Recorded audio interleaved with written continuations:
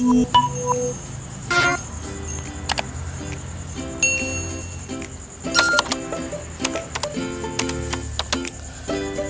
assalamualaikum warahmatullahi wabarakatuh. Kembali lagi di channel Dr. Lampu TV. Ya, pada video kali ini kita akan servis lampu Philips 27 watt spiral keong ya, tornado. Dan untuk lampu Philips seperti ini, gimana cara servisnya? Kita lihat video ini sampai habis ya.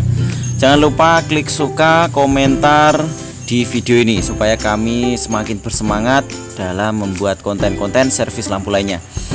Dan yang pertama kita cek di sini menggunakan anti konslet. Kelihatan di sini ya, ketika saya konekkan di bagian fittingan dia ada bayangan anti konsletnya. Nah, kita cek seperti ini. Jika dia terjadi percikan, berarti kondisi sekring atau fuse dia masih normal. Tetapi di kasus ini kita cek cetisnya dia tidak cetis ya, dan bisa jadi sekringnya putus. Dan untuk melepas dari ini penitiknya ini, kita congkel menggunakan alat yang tipis ya. Ini untuk yang penitik ini khusus yang bagian dratnya itu atom. Kalau yang solderan itu kita pakai solder untuk melepas dari krempengnya ini. Kemudian ini bukan tipe drat, jadi kita melepasnya tidak usah diputer ya. Dan untuk melepas atau membuka dari casing lampu Philips 27 watt ini, kita congkel di bagian situ ya. Ada melengkungnya, kita congkel di samping dan sampingnya. Nah, seperti itu. Dan untuk jempolan kita menekan ke atas, jadi jangan sampai kebalik. Untuk melepas atau membuka dari casing lampu, kacanya itu berada di atas sebagaimana yang saya praktekkan tadi. Dan di sini kita cek dulu filamennya. Ini menggunakan anti konslet juga. Kelihatan di situ ya, nyala ya. Di bagian casing ini kelihatan ada bayangan anti konslet. Berarti kondisi kaca masih normal atau masih nyambung untuk filamennya. Nah, di sini ketika kita sambungkan ke samping ini untuk mengetahui dari starternya dia konslet apa enggak. Nah, ini khusus untuk kaca yang masih normal ya. Dan di sini kita cek. Nah, ini bagian sekringnya. Ada semacam resistor di dalam kabel yang selongsong bakar itu. Nah, kita sambungkan, dia enggak nyala anti konsletnya. Berarti dia putus. Dan kita cek ini setelah sekring ya, apakah bisa nyala? Nah, dia nyala. Nah, akan tetapi di sini anti konslet juga ikut nyala. Nah, jadi kita perhatikan step by stepnya nanti ya. Ini meskipun nyala, akan tetapi dia masih konslet di bagian mesinnya. Kemudian kita lepas dulu di bagian filamennya atau kawat kacanya. Dengan hati-hati ya teman-teman. Jadi untuk servis lampu yang kacanya itu masih normal, kita harus berhati-hati dalam melepas dari kawatnya ini, karena kacanya masih normal. Kalau kacanya sudah putus sebelah, kita sedikit ngawur saja nggak apa-apa, karena calonnya kan kacanya kita buang. Jadi kalau servis lampu yang kacanya normal, kita melepas kawatnya harus benar-benar hati-hati. Nah, kemudian di sini nanti akan kita praktekkan untuk cara pengecekannya, yang mana yang konslet. Tetapi di video ini agak lost angle-nya ya. Jadi sudut perekamannya ada yang tidak fokus. Jadi nanti sedikit saya beritahukan secara lisan saja. Nah, oke. Biasanya untuk kasus-kasus yang kerusakan dia konslet akan tetapi tetap nyala, itu biasanya konsletnya itu di bagian dioda bridge ya, dioda bridge G yang ada 4-nya itu penyearah AC ya. Itu biasanya salah satu ada yang konslet. Nah, dan untuk cara pengecekannya kita pakai AVO juga bisa, pakai modul HV yang ada voltmeternya seperti ini juga bisa. Intinya kita cek dioda itu menggunakan tegangan DC ya. Nah, di sini kita cek ya. Ini kalau 00 itu berarti nyambung alias connect. Kalau kondisi ada angkanya berarti dia tidak nyambung.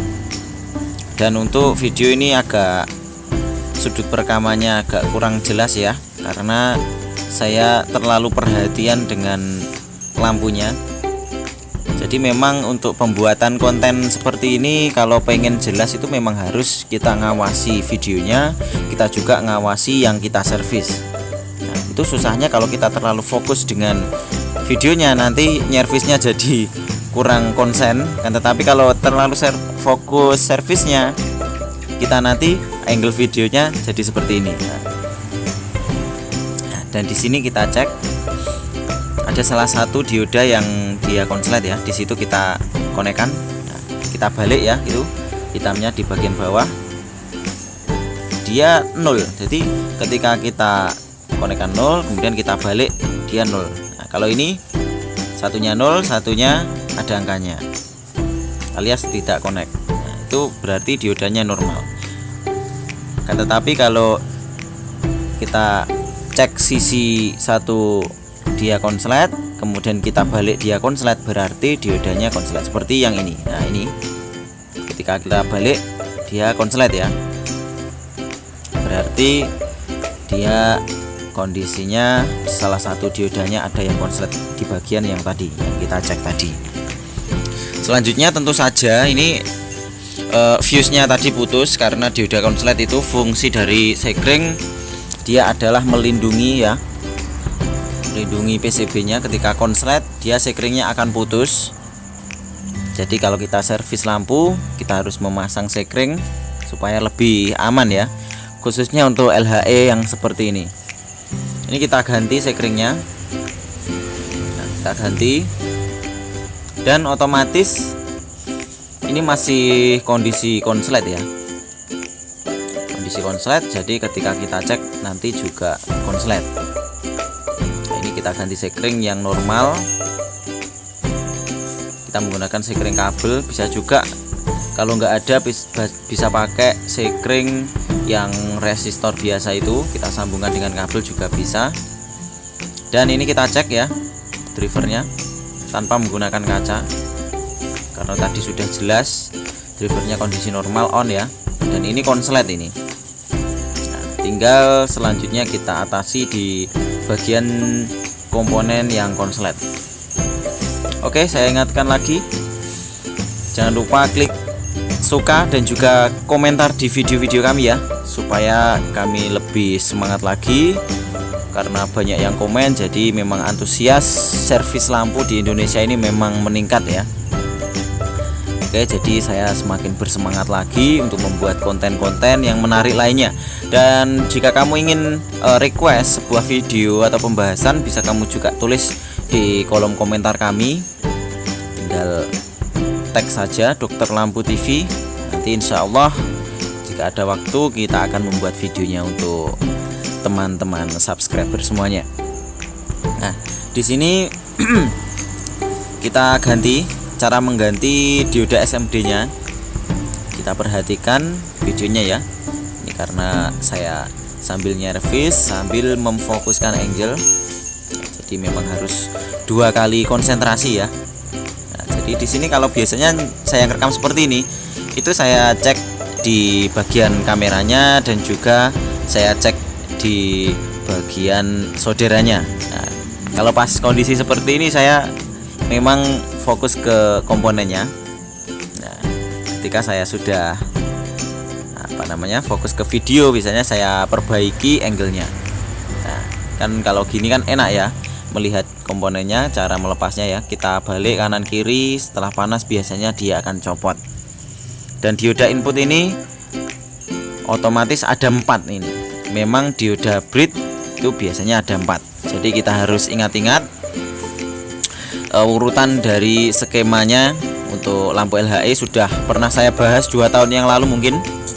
Itu memang di bagian input itu ada dioda bridge ya. Mungkin kamu yang sudah sering nonton channel ini sejak 2 tahun yang lalu mungkin sudah pernah melihat video yang membahas dari skema lampu LHE seperti ini. Jadi kalau saya sudah bilang dioda bleed di bagian awal, insya Allah sudah ada gambarannya. Nah, di sini ya, ini berhubung tidak ada gambarnya, itu kita turut saja. Di situ ada jalur AC. Jalur AC itu biasanya nyambung di bagian garis dan juga tidak ada garis. Dan ini di bagian yang D3 itu, yang atas kan dia adalah tidak ada garisnya. Jadi kita sambungkan dengan tidak ada garisnya. Nah, itu tidak ada garisnya itu adalah jalur min. Kalau kita lihat nanti dia nyambung ke elko min. Jadi elko min dia nyambung ke 2 dioda yang tidak ada garisnya. Dan elko plus dia nyambung ke dioda yang ada garisnya, ada 2 ya. Jadi 2 dioda ke min, 2 dioda ke plus. Untuk ke plus ada garisnya, ke min tidak ada garisnya. Dan di sini kita cek. Setelah kita ganti dioda, nah, dia sudah tidak konslet lagi. Dan biasanya kalau saya ganti itu biasanya kalau tipe-tipe Philips yang drivernya berkualitas saya cuma ganti 1. Dan tetapi kalau lampu merek abal-abal yang biasa itu ya, apalagi kita lihat nanti diodanya dia kakinya kecil-kecil, itu biasanya kalau ada yang konslet biasanya saya ganti semuanya. Jadi 4-4-nya memang saya ganti karena komponennya biasanya sudah kualitasnya kurang baik, hanya untuk jaga-jaga biar di kemudian hari dia tidak konslet lagi. Dan setelah kita pasang pelintir kawatnya ya, tinggal kita cek seperti ini. Dan untuk diperhatikan untuk pemasangan dari kacanya, ini bagi yang pemula masih belum pernah servis, kita harus meluruskan. Biasanya di casing ada tonjolan seperti itu ya. Ini saya pelankan, nah, seperti itu.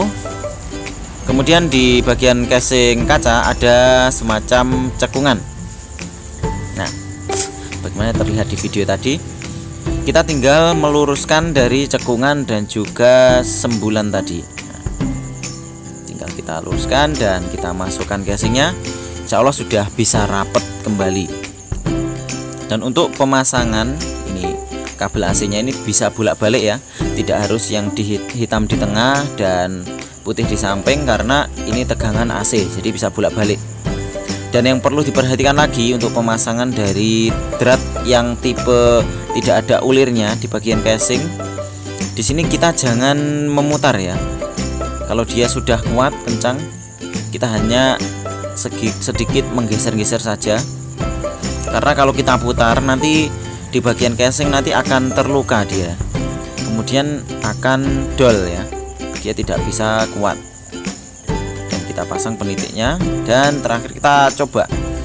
Nah, alhamdulillah bior ya, nyala kembali dengan normal. Dan untuk biaya servis kita lihat di sini berapa. Saya narik biasanya seperti ini. Dan ini orangnya nyerviskannya cuma 1. Dan biasanya saya agak beda ya. Kalau orang itu bawa 1 atau bawa 3, itu mungkin ada selisih 1000 sekitar itu, bisa 1000 bisa 2000 tergantung kondisional.